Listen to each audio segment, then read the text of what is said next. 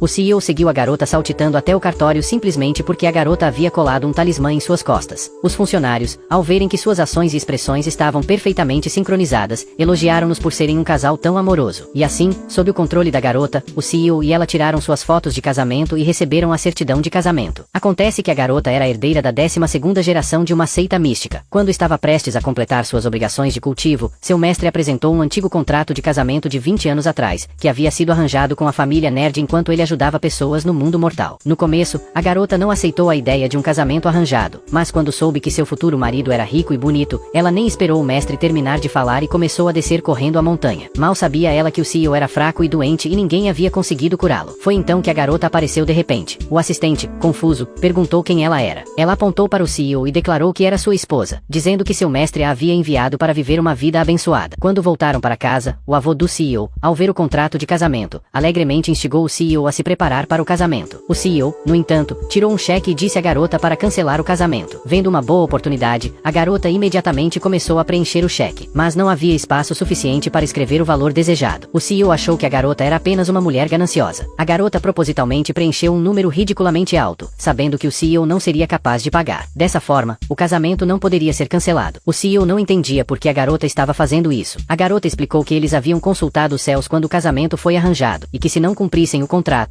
seriam atingidos por um castigo divino. O CEO não acreditava em nada disso e disse que não tinha tempo para essas bobagens. Ele se virou para sair, mas de repente tossiu uma grande quantidade de sangue e desmaiou. O médico chegou rapidamente para examiná-lo e declarou que a doença do CEO era incurável. Sem a ajuda de um curandeiro lendário, o CEO não viveria além dos 30 anos. No entanto, o curandeiro era quase impossível de encontrar. Nesse momento, a garota disse que poderia curar o CEO. Sua irmã pensou que a garota estava falando bobagens. Mas, como o CEO era o único herdeiro da família Nerd, o avô não teve escolha a não ser implorar a garota para curá-lo o mais rápido possível. A solução da garota era se casar com o CEO, alegando que só depois de casados a doença dele seria curada. O CEO não queria se casar com a garota e não acreditava em teorias estranhas. Então a garota colou um talismã nas costas do CEO, fazendo com que ele a seguisse obedientemente até o cartório para obter a certidão de casamento. Depois de tirarem as fotos e se casarem legalmente, ao saírem, uma rajada de vento soprou o talismã das costas do CEO, e ele instantaneamente recuperou a consciência. Assistindo ao vídeo gravado pelo assistente, o CEO percebeu que a garota havia brincado com ele. Furioso, ele queria lhe dar uma lição, mas a garota, apavorada, começou a recuar, explicando que havia feito tudo para o bem dele. Em seu pânico, ela quase tropeçou, mas, felizmente, o CEO a pegou em seus braços. Nesse momento, uma mulher maldosa, que tinha sentimentos pelo CEO, apareceu. A mulher maldosa era, na verdade, a meia-irmã da garota. Anos atrás, a meia-irmã a haviam abandonado em uma montanha, sem esperar que ela sobrevivesse, muito menos se casasse com o CEO. A irmã tentou dar uma lição na garota, mas a garota lhe deu uma pílula, e no segundo seguinte, a irmã seguiu obedientemente as ordens da garota, dando tapas em si mesma e até correndo atrás de uma bola como um cachorro. Isso aterrorizou tanto o CEO quanto seu assistente. Quando a garota se virou e percebeu que o CEO havia desaparecido, ela imediatamente lançou um feitiço para se teletransportar e ir atrás dele. Quando chegou em casa, viu sua irmã reclamando com o CEO. O CEO também havia decidido se divorciar da garota, oferecendo-lhe $1 bilhão para ela ir embora, mas a garota o aconselhou a desistir dessa ideia, avisando que se ele insistisse, enfrentaria novamente a retribuição divina. Ela sugeriu que tivessem um casamento falso, mas antes que pudesse terminar, a irmã